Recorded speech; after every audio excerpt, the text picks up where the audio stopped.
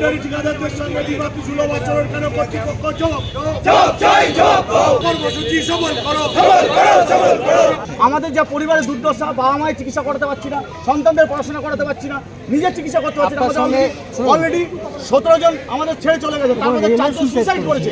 সুতরাং আপনি এইটুকু বুঝুন, আমরা কোনো রকম সমস্যা করব না। স্যার একটা কথা এইটা নিয়ে সঙ্গে তো আমার কালকে কথা হলো, কথা হচ্ছে, বারবার কথা হচ্ছে। অবরোধটা এটাকে যদি একটু অন্য হয়ে রাখেন স্যার, একটু অন্য হয়ে রাখেন। আমাদের রক্ষার দাবিতে আমরা রাস্তায় কেন কর্তৃপক্ষ জবাব দাও। এই দাবিতে আজকে রেল অবরোধ কর্মসূচি সফল করো। এই রেল অবরোধের ব্যাপারটা আমাদের মূল লক্ষ্য উদ্দেশ্য সাইডানকে অবরোধ করা।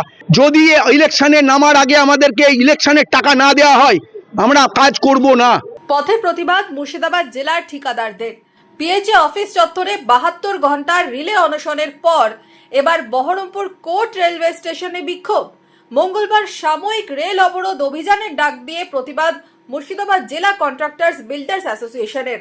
পিএইচই দপ্তরে জল জীবন মিশন সহ অন্যান্য প্রকল্পের দীর্ঘ বকেয়া পেমেন্টের দাবিতে সুর চড়ালো ঠিকাদার সংগঠন। বন্যায়, খরায়, যে কোনো কিছুতে আমরা সবার আগে মাঠে নামি। সেই মানুষগুলোকে আজকে উপেক্ষা করা হচ্ছে। আমাদের পরিষ্কার কথা আপনাদের মাধ্যমে সরকারকে, কর্তৃপক্ষকে, দপ্তরকে জানাতে চাই, যদি আমাদের লোকসভার পেমেন্ট না করা হয় 24-এর, আমাদের একটি মানুষও নামবে না রাস্তায়, তাতে যা হবার হয়ে যাবে।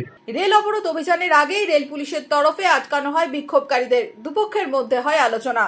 4টে স্টেট যেহেতু কভার করছে, আপনাদের মারফত প্লাস রেলের যে বুক আছে, সেই বুক মারফত জাস্ট 5 মিনিট আমরা ওখানে দাঁড়াবো।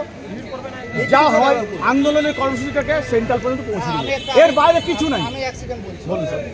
আপনারা আপনাদের যা দাবি দেওয়া আছে আমরা এসএসকে রাখছি, আপনারা বলুন। একটা মেমোরেন্ডাম দিন, মেমোরেন্ডাম এসএসের কাছে দিন, ওটা আমরা উপর পর্যন্ত পৌঁছানো আমাদের কাছে।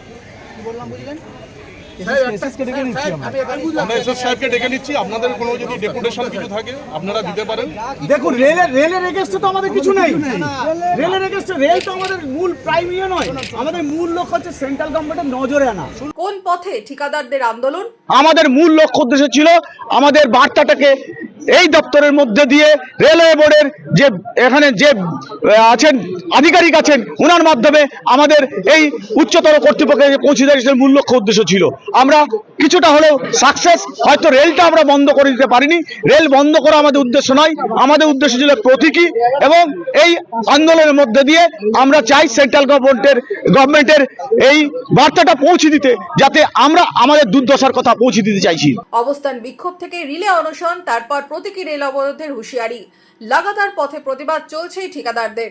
সামনেই বিধানসভা ভোট। ভোটের আগে ঠিকাদাররা কি করবেন? প্রতিবাদ কি আরো জোরালো হবে, নাকি দপ্তর ঠিকাদার দ্বন্দ্ব মিটবে? উঠছে সেই প্রশ্ন। মনমোহিনী হেলথ কেয়ার, স্বাস্থ্য সেবায় অটুট শ্রেষ্ঠত্বের শিরোপা।